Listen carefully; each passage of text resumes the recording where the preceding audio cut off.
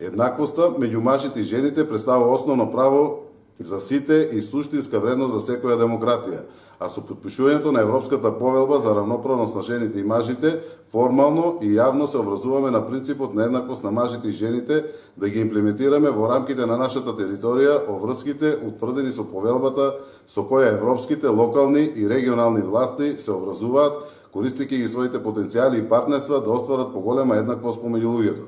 Со овој чин на подпишување, Делчево влегува во партнерство со 1450 подписнички во 33 европски земји.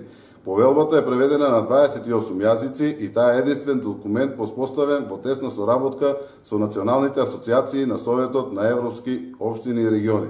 Тоа е практичен документ, бидејќи не само што ги представува основните права, туку дава и конкретни методи кои може да бидат остварени во различни области од надлежност на локалната власт. На сите припаднички на понежниот пол им го честитам празникот. Среќен 8 март.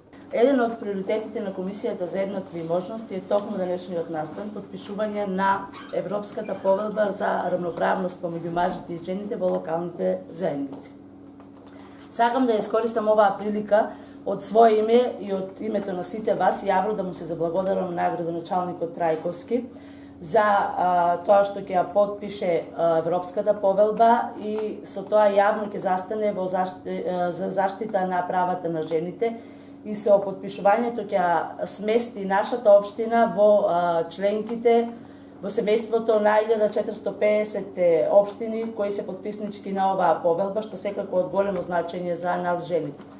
Подпишувањето на повелбата денес е од голема важност, но уште поважно е правилата и принципите кои ги содржи оваа повелба за равноправност понатаму да се имплементираат во сите институции и организации на територијата на општината која е подписничка на оваа повелба.